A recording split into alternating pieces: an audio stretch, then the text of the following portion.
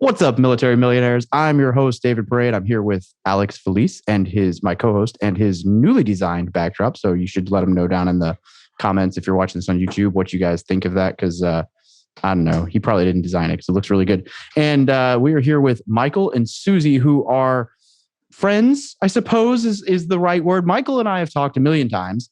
He's a member of the War Room, and he's in the Air Force. He's even been a professor at the Air Force Academy. We've talked about curriculum design and systems, and they've even both written a blog post for the website about overseas investing. And what makes them unique is that they got into multifamily investing while stationed abroad and had bought their first property while stationed abroad and overcame what most people would make excuses about and consider very daunting. And then Suzie is a project manager for a biotech company and going to be going real estate full-time here soon, as well as milspouse. And so this is going to be fun because I know them, and I won't get too crazy into it, but Michael is extremely heavy into systems. And I was joking with him before the show that he made me go cross-eyed when I was looking at his email lead flow, because it is just something I couldn't even think of dreaming up. So very, very, very system-oriented, and I love it. So guys, welcome to the show. Welcome to the Military Millionaire Podcast, where we teach service members, veterans, and their families how to build wealth through personal finance, entrepreneurship, and real estate investing. I'm your host, David Pere, and together with my co-host, Alex Felice, we're here to be your no BS guides along the most important mission you'll ever embark on, your finances. Vehicle 1, you're clear to depart friendly lines. Roger, Vic 1, Oscar Mike. Hey guys, I want to interrupt this episode for just 1 minute to bring you a message from our sponsor for this episode, Rentometer. Now, whether you already have an established rental business or you're analyzing your first deal, knowing the correct rental income is absolutely crucial to lowering investment risk and optimizing your rental income. That's why our go-to source for rental data is Rentometer. Real estate professionals rely on Rentometer because it's the fastest and easiest way to access quality rental data throughout the US. Now, don't take our word for it. Rentometer provides over 500,000 rent reports every single month and gets rave reviews from its customers. In fact, when I first became a real estate investor, Rentometer saved me $100 a month on my first property, which would pay for the entire Rentometer membership if you paid for the membership right off the bat. They have a free option to give it a trial. I use Rentometer Pro. It's absolutely worth your time. I still use it to verify my rent when I'm analyzing properties, and it saved me, or rather earned me extra thousands of dollars over the last few years in rental income, and I absolutely recommend that you give it a shot. So go to rentometer.com today to start your free 7-day trial and grow your rental business smarter with Rentometer, or click the link down in the show notes, and that'll take you right there. Now let's dig into this show. Thanks, Dave. I'm really excited to be here, and thanks, Alex, as well. Yeah, thank you so much. Yeah, why don't you tell the audience a little bit about what got you into real estate and just bring us up to speed real quick. Yeah, I'd love to. That's a great question. So real estate all started actually because of COVID-19 and the lockdowns. So over here, the first lockdown was a little over 100 days, but we actually had no clue how long it would last. A bunch of people were just sent home, from work, and the government said, we'll let you know when you all can go back. And so with that, Michael and I were like, okay, well, what are we going to do, right? We can only leave our house once a day to exercise and to go to the grocery store or the pharmacy. So what's our life look like now? And we chose to start a mini book club because we choose not to have a TV just because of all the distractions. And so through our mini book club, we read a book called Multiple Streams of Income. And in that book, it discusses real estate investing. And so Michael had just looked at me and he said, let's try this. And I was like, okay. And so that's where the entire journey began with real estate investing. Yeah, and I actually reached out shortly after that, getting into looking up some stuff online, which led me to Bigger Pockets, which ultimately then led me to your platform, Dave. And then I actually posted, hey, I'm overseas in the UK, looking to potentially invest back in the States. And that's when Marcus Long reached out to me. And that was the first networking call that I actually had, that we had about real estate. So I'm really excited that we've really built a relationship with Marcus now. And he kind of started us on our journey. That's cool. You guys figured this out last year, real estate? So I was gonna say, I was like, I didn't realize you were this new. You guys have a lot of crap together. Yeah, Maybe. everything all We're about started. to find out. Maybe they have it together. They're more organized than you and I are, whether they've got the rest of it figured out or not.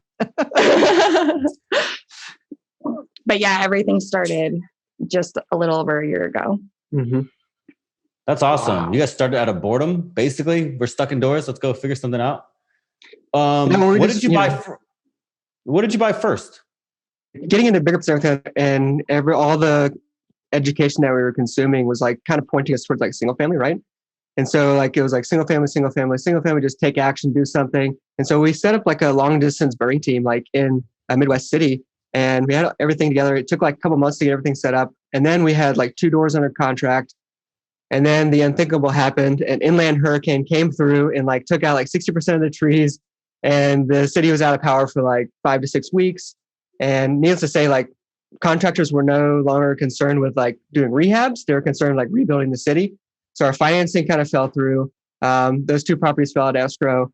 And then we had to take a step back and say, this is a really unfortunate event for the people that live there. However, like our goal is to like buy 25 single family homes and then 1031 those into some kind of multifamily property within like 5 years. And that obviously wasn't going to happen because if the city was still rebuilding, we knew it was going to probably take a year for the city to rebuild. And so we took a step back and like looked at our 5-year goals, and I was going to get a multifamily. And we said, you know what, let's go ahead and pivot to multifamily now, because actually at Veterans REI Live last year, Whitney Sewell planted a seed in my head and was like, dude, you don't need to start in single family, you can start multifamily. And so that seed just needed a little bit of watering. And that was like the watering, if you will, of the seed that we're like, okay, let's just straight into multifamily, let's do it. Yeah, so with that, we closed on our first, I guess, asset technically 2 months ago, and it was an 88 unit in Tulsa, Oklahoma. What was the team like to put that together? Because, you know, you got to get people to give you money, and that usually, you know, they're going to ask you, do you have any experience? You know, what's your team like on the ground? And then, how'd you get the lending? Again, because as a bank underwriter, the first thing I'm like, oh, you haven't done this before? Go get somebody that has. Not to say that that's not possible, but like that's the first thing, you know, that I think of. Yeah, that's a great question. So our team consisted of 6 people. So there was Michael and myself, and we knew specifically that we needed like a boots on the ground, right? Because that was one of the biggest pieces that we were missing. So just through posting on social media and such, one of Michael's old classmates from the academy reached out and was like, hey, like I am been thinking about getting into multifamily. We should chat. And so through that conversation, that's how we got our boots on the ground. And that's essentially how we also chose our market. So we have criteria, but once he said like, oh, I'm in Oklahoma City, we were like, sweet. Like we definitely want to look into Oklahoma City and Tulsa. That would be great. And so then because people started to know us as being in Oklahoma, we then got an introduction to who is now our current mentor. So it was just like an organic relationship that formed into that. But he joined our team, and he is essentially who brought the experience because he has 5 assets also in Tulsa. And so that helped us bring like that experience to our team. And then along with that, we had a KP because he also brought the experience. And then we brought somebody else on who helped with asset management and bringing capital as well. So that's what our whole entire team looked like. And then Michael can go, I guess, in depth with the bank. Yeah, just a little caveat on there. So that the other person that Suzy mentioned that we brought on, we actually met through the War Room Mastermind. So Cliff Luber is his name. Oh, yeah. So yeah. It was Dude, ironically, Cliff was supposed to be the guy we interviewed before you guys this evening, but he got sent to, I probably shouldn't say where, but somewhere for training for 2 weeks and had to cancel last night. Oh, bummer. Okay. I will never forgive him for I that. haven't heard that yet. You know what's interesting though? I mean, I want you to finish, but I just find it very interesting that somebody can get this idea, and then you guys obviously, you know, not everybody has the skill set of bringing people together. That's my skill set, right? So it's like, hey, you're not there, but you know the pieces, and you're like, I can get all the right people to do these things. But it's actually fascinating that somebody can, you know, basically join the war room, network, implement a plan through strategic networking essentially, and then freaking make money. So I don't want to hear any excuses from anybody in Military to Millionaire or the War Room ever again. Okay. I'm sorry. Keep going. Tell me about the bank. Yeah. And then because we had everybody, we had the experience, we had the, boots on the ground, everything like that. Because even now, like, I'm not sure if Freddie has changed their lending requirements, but I know because of COVID, they've changed it where like you have to have somebody within 100 miles of the property, yada, yada. So like, and the COVID reserves, a lot of things have changed because of COVID. But with that, we had all the pieces we needed in order to get agency debt on our first deal, which is pretty awesome. And then you asked about the capital raising. So that was another huge thing. So along with that, we knew that we had to bring a substantial amount of money to the deal, right? And so we had to have a substantial a number of investors. And so we kept hearing that, the number of investors on your list, only 10% of those people are going to actually invest. So we were like, okay, if we can bring 500K and the minimum is like 50K, we need at least 10 people, right? So if 10% of a list, 10 people, we need at least 100 people on our investors list, right? And so in order to get those 100 people, Suzy and I literally buckled down and we're like, okay, we need to reach out to as many people as we can, as fast as we can. So literally in like a 4-month period, we had like close to over 600 calls, and we were doing like 25 calls a week, like over and over and over again, like every single week, filling up our schedule, however we can, to meet with as many potential investors as possible, in order to get the number of investors we needed. I love this. Oh, yeah. Run? Is this a 506B or a 506C syndication? It was a 506B. B. Yep.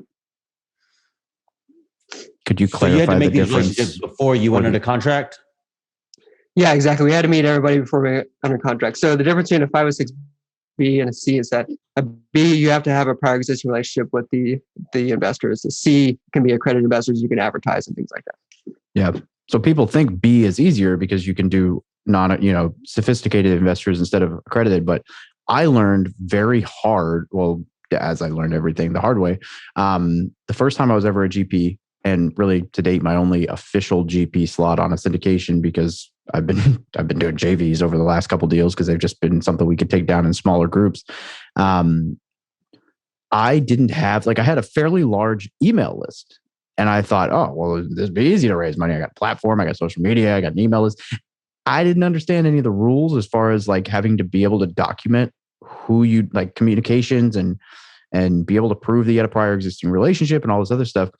I found I hit a wall with raising money. I mean, I raised some money, but it was nowhere near what I projected to myself that I'd be able to raise, and nowhere near what I could raise today, because I've spent time now like diligently saying, okay, I'm going to have conversations. I'm going to mark people as, prior existing relationship in my email list and whatever.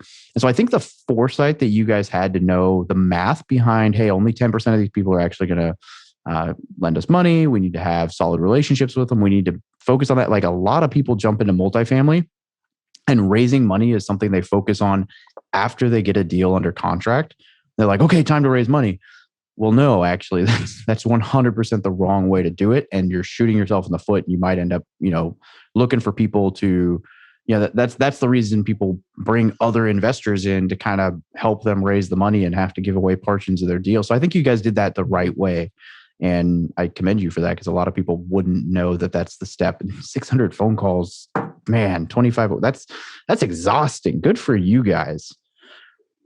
I mean, we were just looking at like what our raise potentially would be, and because we found out quickly that like friends and family were not going to be part of that, we're like, okay, like need to make sure that when we're going to meetups and we're going to conferences, like that when people put out their contact information, we are actually following up, right? Because so often I'm finding that when we go to meetups and conferences, like somebody will start a spreadsheet and everybody puts their information in there, but then nobody follows up. And I was like, this is a great opportunity for me to follow up, because if I'm the only one following up, more than likely they're going to respond, right? It's like when you get that flood of emails is when you start to choose or just stop looking at them. But when only one person reaches out, like the likelihood is very high. And we found out that people were reaching out, and we weren't going into it being like, hey, I hope I want to get you on my investors list. It was like, hey, I saw you at this event. Like, what was your favorite part? And then we keep going. And then it'd be like, what are your investing goals for the year, right? And then right then, that's how you can easily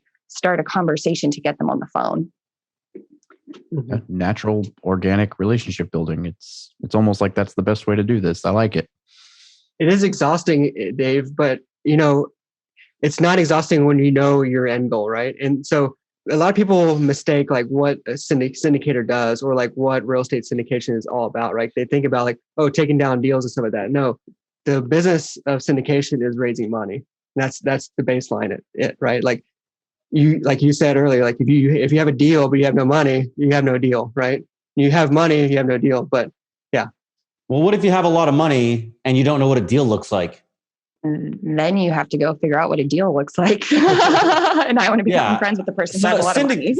I'm just trying to push back. Syndication, I think raising money is really popular right now because there's so much liquidity in the market, and it's like the fun, kind of easier part to be quite fair.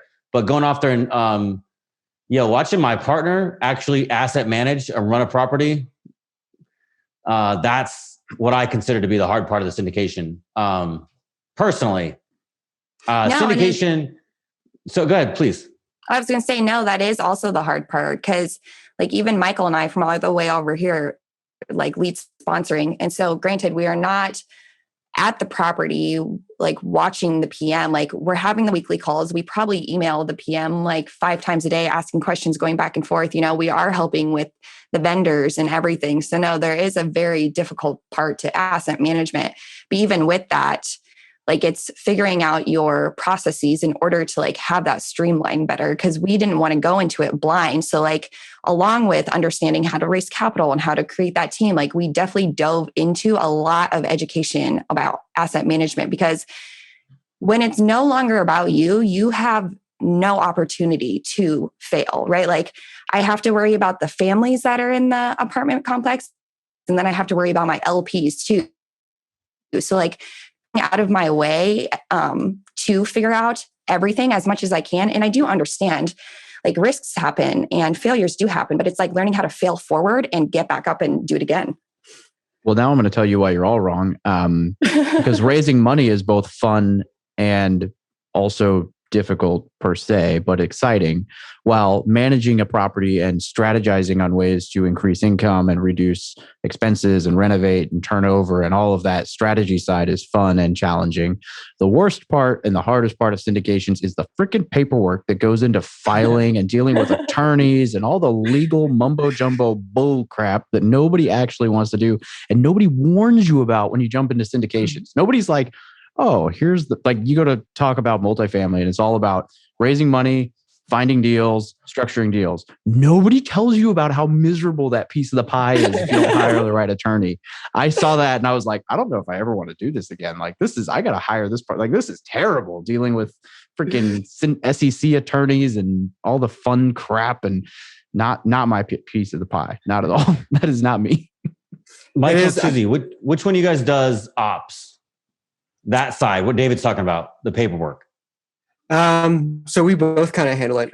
Suzy was more took lead on the SEC side of things. Like I kind of kept the team together and kept it running. Suzy was kind of handling all the back end paperwork kind of stuff. So but we were both kind of tackling it as it came through. I think there was I counted it up as I went through each individual email, like leading up from pre-LOI all the way through closing. Like each email was I think there was 754 emails total. From for a 3-month window. And I went through each one just to write down everything that happened, and I kind of documented everything. So next time going forward is a lot easier. Yeah. On this topic though, I think it's, there's a lot of egomaniacs in multifamily and real estate investing. And what they want to do is they want to do it. Yep. Him right there. There's one right there. And what they want to do is they want to do it themselves. I'm guilty. I did my first one myself and I made a tremendous amount of mistakes. I still made a good return, but I was like, I'm going to learn. I'm going to figure it out by making some mistakes. And on the second one, I realized I was like, that's so immature. Just tag people in like you guys did. Hey, I need a KP and I need a sponsor who's going to be able to put up, to get Freddie. I need somebody who's going to put that side up, and I need somebody who's going to put up a balance sheet, and I need somebody who's going to put up experience. Okay. So that was smart. And then also there's 2 of you, so you can share the stress and the workload. Mm-hmm. So both my deals now, we're about to do a third one. I have a partner that I fluked into through the internet, and he does ops in the backside. And so all I get to do is like investor relations, and I interface with my boots in the ground. But to David's point, and the larger point I'm making is like, people that look at multifamily syndication, like, oh, it's so hard. It's like, guess what? You don't have to do it yourself. You have a team of people that are going to help you with this. And so like David has tremendous amount of strengths in, marketing. He's a marketing monster, and, his work ethic is mega high, but like attention to details and going through, yep. Okay. Just get ready. Don't get excited just yet. But, so you gotta know your strengths, right? So if he's like, hey, look, I'm not good at doing, the details and the back and forth with the vendors and whatnot. It's like, bro, you got to get somebody to do that, because if you put that on your back, you are going to do it just good enough so that it doesn't completely crumble, and then you're going to resent it at best. And it's like, get somebody. So my whole point is like, dude, get people that are good at what you're bad at. Mm-hmm. Yeah, no. And that's the whole point of like why teams crush this syndication game. You don't see a whole lot of individual people running it, right? I know one. We know one. Matt, and he's an asshole. Yeah. Matt Duvall. Yeah. He's the only one. Everybody else, he's like, but 100. But Matt doesn't syndicate though. Yeah. He does everything himself, but he doesn't have to deal with the investor relations and the raising of the money and he cut all that out, and he is an ops monster. And like, let's make sure we really, blast him while we get the chance. He is constantly texting David and I and asking, I should probably get some help on these. I should probably include some people to get some help. So these things, even if you can do a few on your own, it's like they get too big. And to Susie's point, right? Like, hey, raising money is like what this is really about. But, once that's all, the dust is settled, it's like, now you got to generate returns. And that's not a 1 or 3 month process. That's forever, or, 3 or 4 years. So you go off and you get 88 units. Okay. Well, once you have 300, it's like you got a different level of responsibility. So you need people. People. And so it sounds like you guys figured that out right out of the gate, which is great. I mean, it sounds, as we're talking about it, it sounds like we figured it out. But, we jumped out of the plane and built a parachute as we were falling, right? So, but that's how you figure out a lot of things, right? Like Grant Cardone says, like, hey, take the action, make the commitment, and then figure it out, right? So is this how you got your investors? Oh my God. No, I'll tell you whether they're going to be modest about it or not. I alluded to it in the intro, but this man showed me his freaking email, like his if this, then that flow chart for people he's met that he wants to get into his funnel. And I damn near went cross-eyed looking at this fucking thing. I was like, how the hell not only did you I can't even read. I don't know what half of this is, but how the heck did you visualize this? I'm having a hard time grasping all the steps in this process. And Michael's like, yeah, it just does, and then if this, and then it splits in 3-way, and then it comes back together, and then all of a sudden, boom, money. And I'm like, I got 7 emails that go out if you join, and that they don't do an if this then that. It's those 7. That's what you get. So yeah, that's not my marketing strength side. And yeah, so they're not giving themselves enough credit, but they've got some crazy systems that he does and that they do. Michael's the one I've talked to about it, but man, what was the price of the building and what'd you raise? So it was 4.375 was the purchase price. We're putting 525 into CapEx, and then the raise was 1.75. That's a substantial first raise. Yeah. How much did you guys bring? I know you said had somebody that brought some others. Yeah, we brought about 725,000 roughly. Good for you. Yeah, that's good stuff. When did you close? We closed February 23rd. Oh, so we've had new. A solid 2 months of operations, which is fun. The first 2 months the first month actually is really fun. How's it going so far? It's going great. After the first month, there's a lot of pushback from the residents. When you have a property management turnover, the residents push back and to see what they can get away with. And so now the first month, there's a bunch of yeah, exactly. There's a bunch of, late rent charges and things like that. But now, the second month is less of that. And But even to add to that, like what we experienced also was like a lot of the pushback came from the seller not going through with maintenance requests. So even as of now, I think we've had almost 200 maintenance requests in 2 months, right? Like there has been a lot that we have had to fix, which is totally fine and totally great, right? I want to make like a safe and secure like home for these people. But like that part blew my mind. I'm like, you hear about all of the good things and like with all the good landlords, but you don't like hear a lot like in meetups and such, how when people transition into buildings, sometimes you do have to take on like a pretty big load. And even to go back to that, it's not like we're doing the maintenance request or anything, but like that's all of our PM then, like we have to also like help them through that and be like, it'll get better. And like for the maintenance guy, like I understand you are doing a lot right now, and we really appreciate you, but like there is a light at the end of the tunnel. What's up, guys? Hope you're enjoying the show. I wanted to stop for just a few seconds to talk once more about Rentometer. And no, they did not sponsor the second ad. This is a mid-roll ad. They sponsored the beginning of the show, but I believe in Rentometer enough that I wanted to just poke my head in here and reiterate that you guys should give it a shot. It's a 7-day free trial. This will absolutely save you money by helping you get greater rents on a property or helping you avoid from trying to ask for too much in rent and sitting vacant forever, which can be almost as costly, if not worse. So I absolutely recommend that you go try Rentometer for free at rentometer.com or the link down in the show notes and give them a shot. You absolutely can't lose with a free trial that will literally make you thousands of dollars on your rentals. Now back to the episode. Well, deferred maintenance is a very real thing. A lot of the time, it's just because someone doesn't have a good system or they don't know what they're doing financially or they're not on top of stuff. But I mean, even if that's not the case, even if someone was like a fairly solid landlord property manager, there is definitely like the last 6 months, if you're selling a property, there's definitely the piece where landlords will just be like, oh, well, that one's not that important. Oh, that won't affect the price of the sale. And they will just they'll kick the can down the road because if it's not something that affects the purchase price, why put the expense into it? And, and that's unfortunately a real thing. Yeah. Yeah, there's actually, let me tell you a story real quick that happened this week to us. And so we found out that there's a lady living there on the property. She's been there for like 25 years. And for the last 10 years, she's had this leak. And she's told the previous owner about this leak and they threatened to kick her out.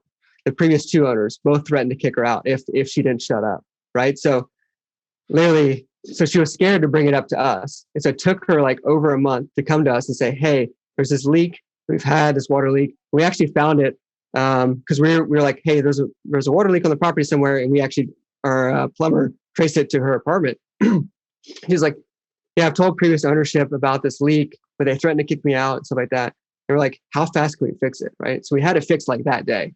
And she was like, so thankful. And she's like, oh my gosh, I've been dealing with this leak for 10 years. I'm like, that is ridiculous. Like what kind of slumlord, if you will, like lets a property run like that, like fear, like puts fear in their tenants to like not put in maintenance requests to threatening to kick them out if they do. Well, sure. Over the last decade, that leak has probably cost more than it would have cost to repair it too. Can I play devil's advocate for a second? What I found, I've done 2 of these now. What I found is that there are people who will take advantage of, the new landlords and be like, hey, let's see what we can get away with, And then there are also people who will take the opportunity to not complain for the sake of it, but like, they'll tell you those kind of stories like, oh, it's been like this for 10 years or whatever the case. Not to say that it's not true, but we get a lot of those where it's like, when we turned the property over, it gave people an opportunity to tell us what was wrong with the property that they either maybe they gave up on it and stopped asking about it, or maybe they had a renewed hope that it could fix. But I got a lot of those, not stories just like that, but there are those stories that come out and you're like, so you said you had 200 requests on 88 unit. And I think we had something similar on a 52 unit where we had 200 maintenance requests in the first 3 weeks. And it was like stuff that had been broken for a long time that we got there. We're like, why wasn't this fixed? And so I don't know if the previous owners were neglectful or just neglectful in the short run, like David said, to get the thing sold, or that they gave the opportunity to tenants to, to renew a fuss or whatever the case. But there's all sorts of interesting little social and cultural dynamics that shift when you take a property over. Did you have any people move out right away? So we had 3. We had 3 skips. Yeah. in the first like week or two, I think. Yeah, but I think, yeah. Oh no, please. I was just gonna say, I think they came from the seller just trying to fill up the property real fast at the end. I mean, it was at like 97% occupancy. And then I think he was trying to avoid having to pay any, turn cost on the unit turn cost, whatever, because like it was within the window before closing. And I think he just filled it up real quick on paper. And then when we took over, they were gone. So it's funny how that works sometimes, where they make the assumption that that's what you want, when in reality you would prefer to leave it and have a quality tenant. Like I had a property I took over once where I was literally like I told them, like, I want this person gone. Do not renew their lease. Do not whatever. I'm going to renovate that unit. And then they totally filled and signed a lease to, like, they got rid of said person, but filled and signed a lease to, bring someone in. And I was like, guys, like, I mean, thank you for getting me a tenant.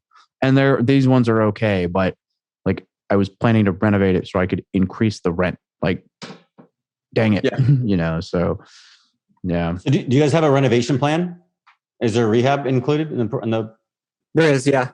So, and we're working through that right now. So the biggest thing we're doing is adding washer and dryers to the one bedrooms, and then actually adding washer and dryers in the two bedrooms. There's connections already, but there's no washer and dryers in there. So the biggest thing is, like, the biggest renovation is actually adding connections to the one bedrooms and then installing those stackables. So nice. Are you going to rent them to the tenants? It's going to be built into the lease. So it's basically, we're getting $85 rent increase from it. And we've already had a handful of units leased at that. So that's with the connection plus the actual washer and dryer. What's the expense on even though connection plus washer dryer stack? The expense is a little over $2,000, basically. Well, $2,000 for the main, or excuse me, $2,000 for actually installing the connection and everything like that.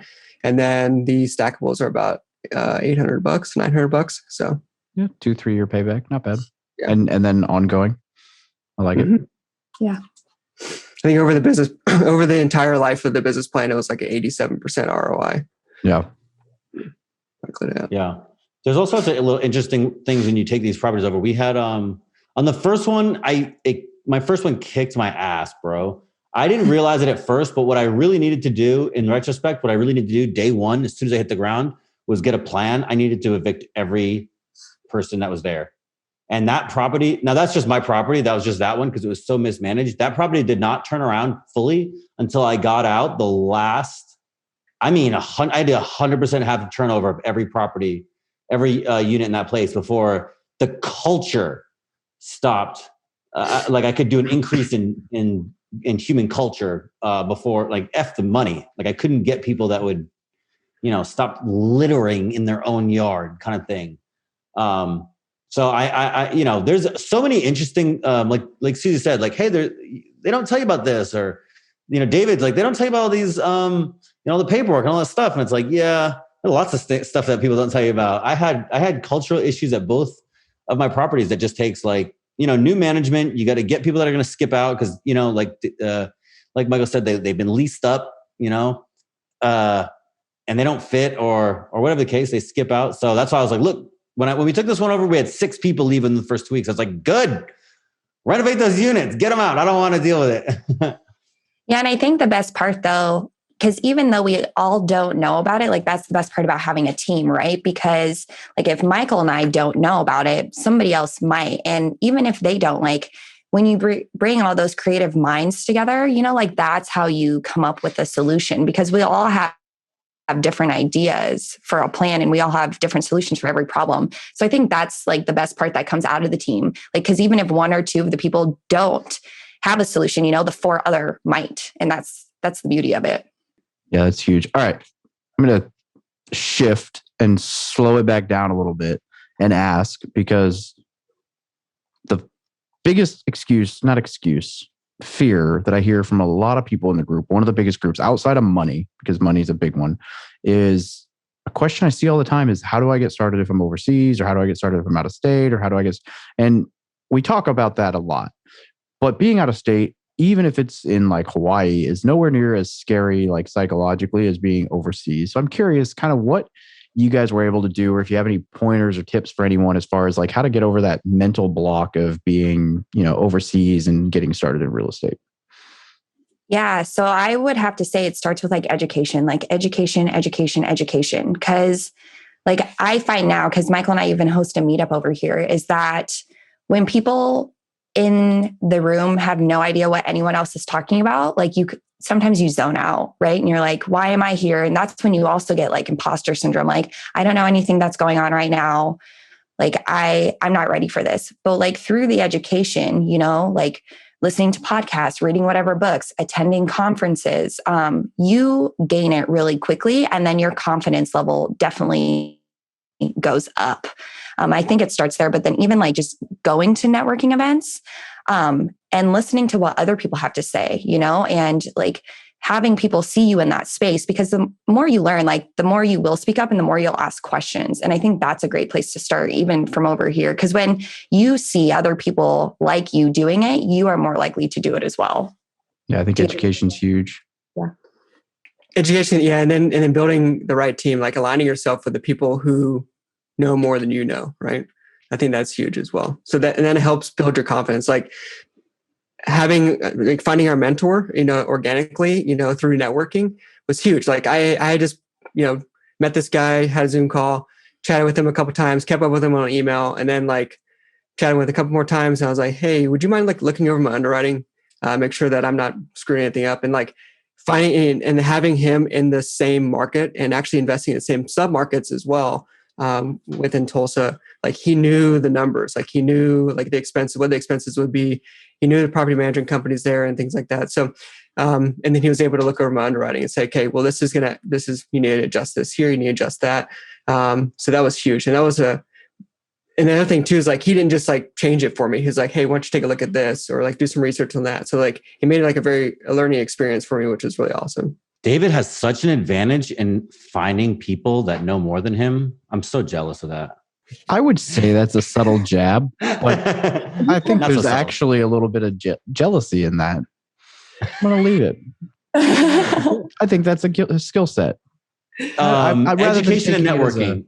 Education and networking, so important. Like finding out what you know and then finding other people that know maybe complementary information. Right? Complementary information. It's like, I know 80% of this and you know that gap or 20%, or you can, yeah. So I love that. And then, what's interesting about networking is people, you meet the right people at all sorts of different times. And sometimes it happens quick, sometimes it happens slow. And then, you kind of get better at it.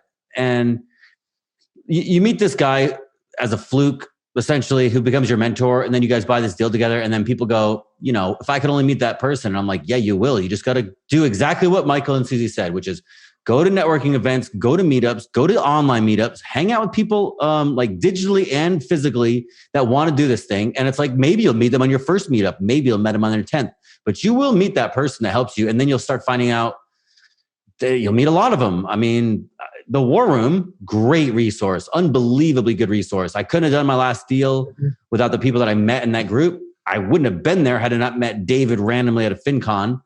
And now this next deal that it looks like I'm going to do, there's going to be a bunch of War Room people as well. My partner, Roderick, I met him at the bank one day. I was sitting there just, screwing around. I mean, I was working. I was at work, but I was out there screwing around and a guy comes in, he wants to buy some real estate. So it's just so important to, be spending your free time pumping real estate propaganda into your own head. So that's on your mind. And then you just, all you want to do is talk about real estate. And then inevitably somebody's gonna be like, bro, me too. That's what I want to do too. And it freaking works. And people, it's like magic. Yeah, absolutely. Yeah. And I just want to add one thing too about being overseas. As we were chatting about that, like what actionable steps they can make or take. And we actually have like an unfair advantage, if you will, because we can spend all day at our W-2, 9 to 5 here. And then the time difference, we get home at 5, it's now noon East Coast. So we can spend the entire evening, 5 to midnight or whatever, working when people are in the afternoon. It's in the afternoon for everybody in the States. So that is one thing. And if you're overseas military listening to this, like, you have an advantage where you can work outside of your W-2, like in the military or whatever, spend that other time on real estate. So while like if you're back in the States, you're working 9 to 5 and you're trying to do some stuff, after 5, whatever, and all the banks are closed and things like that. It can be very challenging to do this as a side hustle. You can do this on a small scale. When I lived in Las Vegas and I invested on the East Coast, if I wake up at 6 a.m. and I crack my phone out, it's 9 a.m. on the East Coast. Now, it's not the exact same thing you're talking about, but it's close, right? Where it's like, bro, I'm at 6 a.m. I don't have to work for 3 hours. And yet I'm texting people, you better get this thing done. You better get this thing done today. So anytime you can use a time arbitrage like that, I love that. Such good advice. Yeah, I loved that in Japan. Hawaii. I'd wake up at 4 a.m. and it was already, time to start the day, and I'd have 3 or 4 hours before work. But I love the mentality there that you guys took that mentality, because a lot of people would complain about the time difference. And sometimes rightfully so. If you're listening to this right now, it is almost midnight in Alex's time zone. It's 8:30 at night, my time. And it is now, after 45 minutes recording, 4:30 in the morning for Michael and Suzie. So this was a very difficult time frame to try to record a podcast, but for the most part, it works out. And I think that's really powerful that you guys had that mentality around it, because a lot of people would be complaining about it, but I think that's a huge advantage in its own way. Absolutely. Yeah, both you guys, I'm actually not as good at it, but both, for anybody who knows David well, like I know David very well, and that joker will text me at 4 a.m. with work stuff, and I can text him at 11:30 p.m. my time with work stuff. And that dude, I know he sleeps, right? I don't know how he can work so much and still be so lazy, but that dude grinds time. That dude grinds time like few other people I know. It's embarrassing how little he gets done for it, but he works so many hours a day. I can't help but to razz him. But Michael and Suzie, the same thing, where you look at this time and you're like, how can I find time advantages? Maybe, the same person, like David said, the same person could have looked at your situation and said, oh, the time's off because, when people, there's certain parts of your day now where I'm sure it's like, hey, look, the time's horrible to work, right? So, 8 p.m., you can't get anything done out there or whatever whatever it is. So you looked at it and said, hey, I can use it as an arbitrage advantage. David looks at time and says, I'm going to, get my advantages where I can. And so that's so important. That's so important for people to, everybody has the same 24 hours. And I know that's so cliche, but you got to make do with what you have and find those small advantages, whether it's a time arbitrage over time zones or freaking just waking up early or staying up late or whatever the case. But I love that. All right. We got a few questions that we ask everybody on the Wait. Oh. You guys closed the 88 unit in February.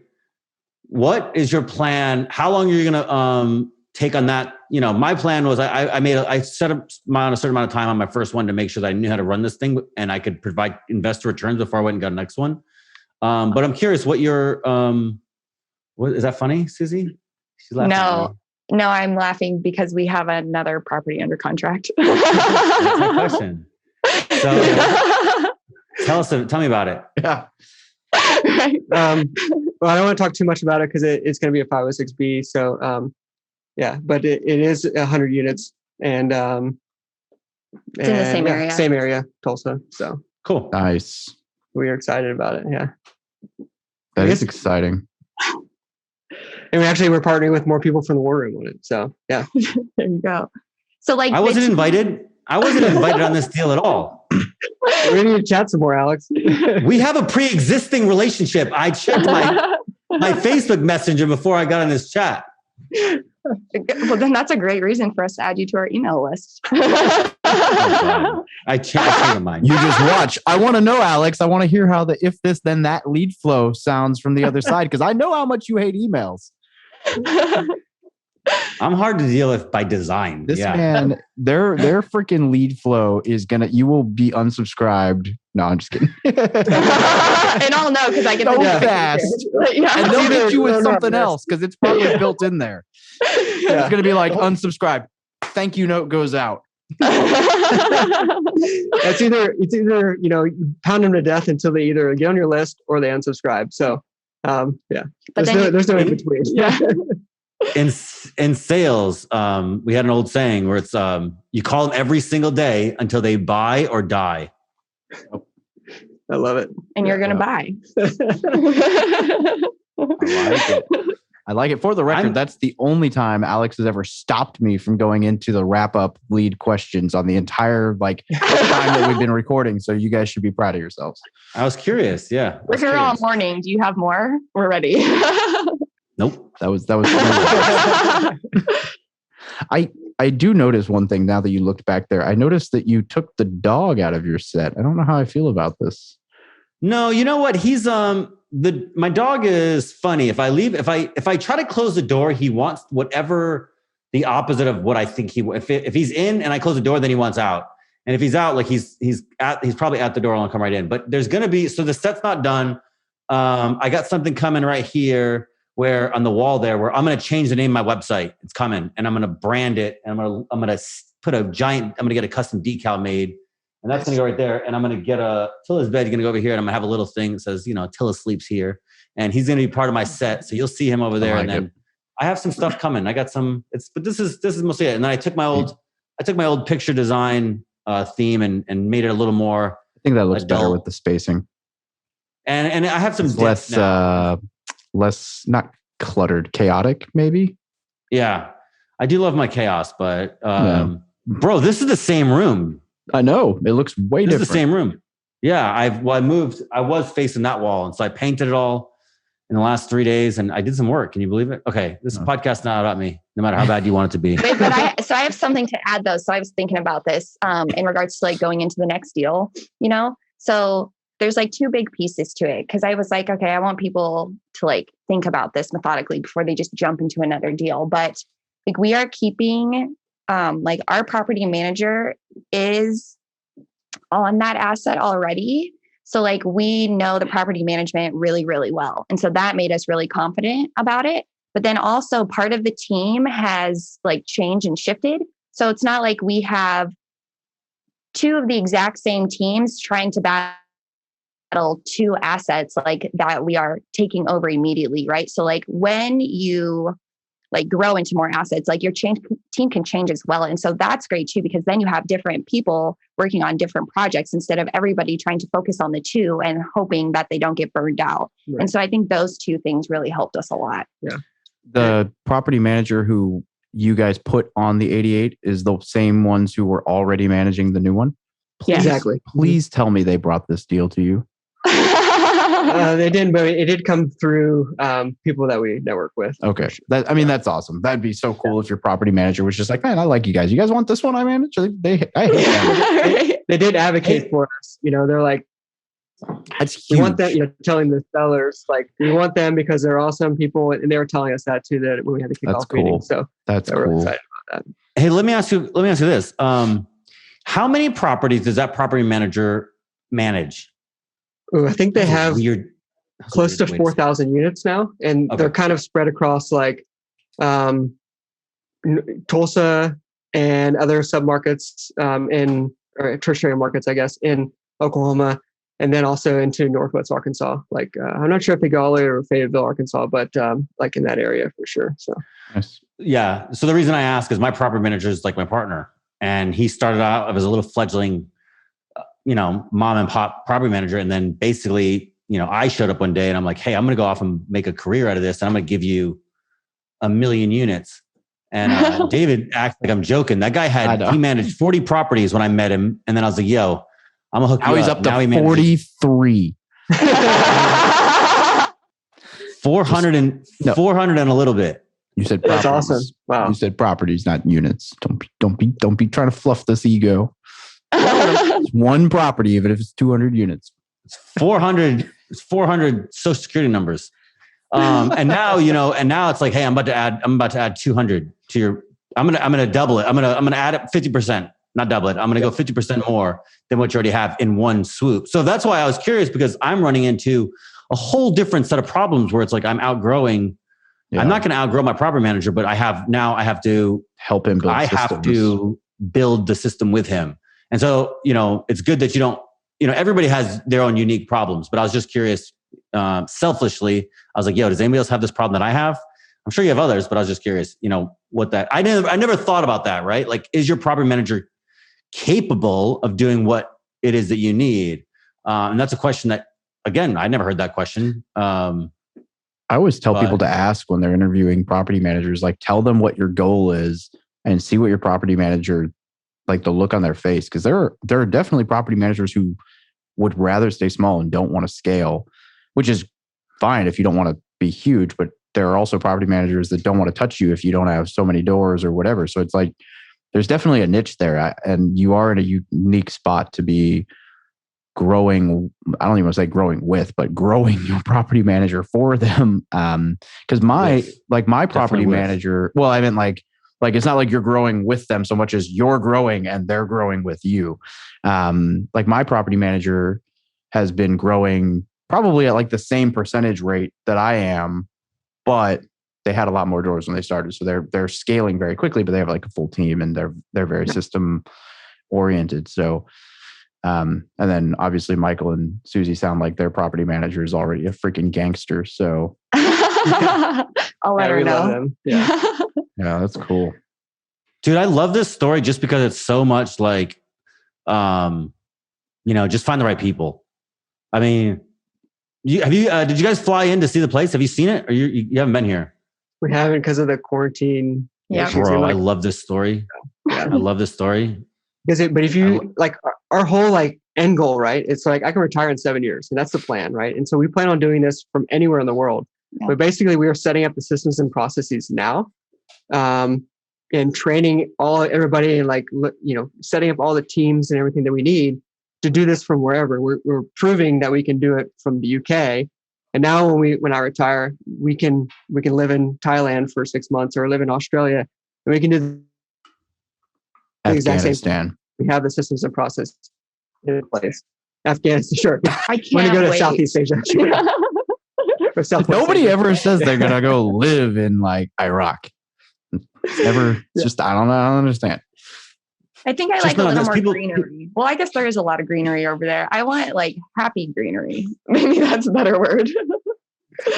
Did a podcast the other day, and it was with like 3 people. One was in LA, one lived in Kuwait, and one lived in Jordan. Anyway, I don't remember where. Lebanon, and one of the guys was casually like right before we started recording, he's like, "So, have you ever been to the Middle East?" And I was like, "Yes, but probably not for the reasons you're asking." He's like, "What?" And then it came up later, like, "What do you do for a living?" I was like, "Oh, I'm in the Marine Corps." And he was like, "Ah." Right. I mean, Afghanistan is beautiful. Like it looks like Colorado, at least like Bagram. Maybe not where I was. Looks like parts sand. Parts of Bagram. Yeah. I mean, if you look like Colorado, put your hand up and you just see the mountain range, and you don't look at all the tents and all the desert and stuff like that. Like, yeah, it's beautiful. I was gonna say Arizona. Yeah, when I did a good chunk of time in Bagram and Kabul, and it looks a lot like Arizona. Yeah, I haven't been that much to Colorado though. But I mean, to me, Colorado, I went there. It was in February, so I saw mountains and a lot of skiing. I was like, there's not that much skiing going on in Afghanistan. I was farther southwest. I got a whole lot of sand, and then a river and an oasis at one point, but mostly sand. Not exciting. Yeah, they got sand. They got sand for days. Yeah. I think I still have sand floating in things that I wore 10 years ago there. So, anyway, that's probably a good segue. So the first question I always ask is if an E1, E2 was to walk up to you guys asking you for advice, right? And this is probably, maybe we should frame this as a cadet because you've been a professor, but just asking you for advice, whether it's real estate or life advice. Like, what's the one thing you wish you'd known when you were younger? Yeah, so I was thinking about this, and when I was enlisted and when I was a freshly lieutenant, like I wish somebody had told me, "Hey, make a budget now, figure out your finances now, and then every time you get promoted, don't even look at that promotion." Right. And like take that money you get promoted with and then put that away and save that and reinvest that in something else. So I wish somebody would have told me that a lot sooner. So that's what I like to pass on to E1s, E2s, or fresh lieutenants. That's what I kind of talk about in my classes as well at the academy. So, but would you have listened? Probably not. But at least At least they'll plant a seed, right? At least they plant a seed. So then maybe in a couple of years down the road, they would do it. So David and I asked this question, or he asked this question I've been on this podcast has it been 2 years, a year and a half? I've been on this podcast for a while. And we've been asking this question for quite a while. And I like the idea of it, but I always think back. I remember there was a guy came in I was an E nothing, and I was way dumber, but just as arrogant. And he's like, hey, you need to put, 3% in your TSP, this and that. And I was like, that's a bunch of bullshit. I'm gonna buy car parts. I don't need any of that. I don't need to save money. And the advice, that I was wrong. I was wrong. That guy was right. And so I always wonder, I'm like, dude, I know David means very well with this question, and I don't know a better way to do it. But I always wonder, you can, in the face of good advice, people will still make bad decisions. And that's the hardest part I struggle with that part of that question, because I love your advice. It's how do we get an 18-year-old or an E1 to listen to the show and then go against every, that consumerist mindset that's beat into them, and then beat the 18-year-old out of them and beat a 40-year-old into them. It's hard. I would like to think if they're listening to the show, they're at least open to it, which is more than what we were. My issue, and I think the reason I asked the question, because I agree that is inherently a problem, is that, in high school, I probably wouldn't be able to say that I would have listened had someone told me that. But a lot of the stuff I think back and I'm like, man, nobody even tried. I wish somebody had tried. At least, I would rather look back and go, wow, I was the idiot who didn't listen to that, as opposed to I didn't even know there was anything different than the G Fund for 7 years. No idea. Yeah. So I don't know. No, I'm not trying to I'm just 1% of people to listen. Say again. That would be one guy. I was just to say, if you get 1% of people, one person out of 100 to listen to you, then that's good. Yeah. We had that young fella on this show. I can't remember his name off the top of my head. We had that young guy who was Paul. We've had a few young people, where it's been you did what by 20? That's incredible. So there's definitely people in this community, and I'm incredibly grateful for them, especially the young ones that are catching this. That we can be a force for good in their lives and be a good role model, and have that that place where it's they're listening to their other peer E3, E4s, and their freaking knucklehead E5s that have been in for 18 years that are telling them what to do, whatever, and they're like. At least I love that they have the opportunity to come onto Military Millionaire podcast and be like, yo, at least these guys will give me some good financial advice. I feel like, so I'm very glad that we do it, but it just, every time when you said that advice, Michael, I'm like, that's good, solid, pragmatic, just genuinely good advice. But it's so, I don't know how to get through to people. So it hit my head. I was like, shameless. Oh, does everybody have a copy of this but me? I'm so mad. Yours is in the mail. Yours is the hard copy. Bro, I went to go on Amazon and order a version, a hard copy of David's book, and it wasn't available. And I swear I almost texted him, and I was going to text you something nasty. Oh, yours. I was going to text you something nasty. And, don't talk dirty to me on my own show. Yeah. yours is in the mail, bro. It's in the mail. They came, I ordered 100 books at once for giving out to friends and mentors and people I thought would leave a good review or at least give me honest feedback. And they came 2 weeks apart. And so I was I had a bunch of soft copies for all the people who agreed to pre-read and review. And then I had some hard copies I ordered for, assholes like Alex who might break the soft copy. And then, but they came so far apart that, it's been kind of a pain, but it is what it is. Hey, Suzy, we haven't even I have something to add with the advice part. No, so okay. So I have something just to add on to it. So right now I'm reading a book. It's called Clients for Life. And the main premise of it is how there's a huge difference between experts and advisors. And with experts, you go to them and it's very transactional. But with advisors, they don't give you the solution right away, right? They make you think about it. They make you ask those deeper questions. So I think that's the difference in the advice. Are you giving the advice just as a transaction, or are you asking deeper questions to these E1s, E2s and having them think about it? If they get the advice, maybe they have no idea what to do with it, but it's hey, you can get an investment to buy those car parts, right? So then what does that do for you? if you have the income stream to pay for the things you want, maybe that's the difference that they need. So I think it's like tweaking how you have them think about the advice instead of just giving it to them. I do love the Socratic method. I love that so much, Suzy, because what's the Nassim has another quote, even the cheapest misers are generous with advice. Like advice is so shallow, I guess, or it can be incredibly useful, but without kind of like you said, where it's like, let me explain how to use this advice, right? It's kind of the teach a man to fish type of thing where it's like, here you go. Here's what you need to know. And it's like, no. Not just the platitude or the, we can say, oh, network and educating. It's like, but no. Here's how, a little bit more. Here's how this works and why it's going to be, how you implement it. And I love that. I never really heard it articulated that way, but the difference between advice and advising, I love that. Yeah, that's good. Good point. That was way better than Michael's answer. Yeah. That's why I'm here. And Attila. Hi. Oh, puppy dog. All right. Question number 2. Resources you guys would recommend: books, course, websites, whatever that you have found helpful along your journeys. Well, Dave, I think I'm going to be the first one, but to recommend the No BS Guide to Military Life right there. I'm like, I paid him to say that. 3/4 away reading it right now. And yeah, I wish it was something that I had when I was enlisted, and I wish it was something that I had when I was a lieutenant. So I definitely plan on, when I go back to the academy, Dave, and we'll arrange this later, but I plan on like buying these for all my students before they leave my class. So yeah. Favorite podcast guest ever. Nailed it. You want to be a co-host? I'm looking for a co-host. I mean, sorry.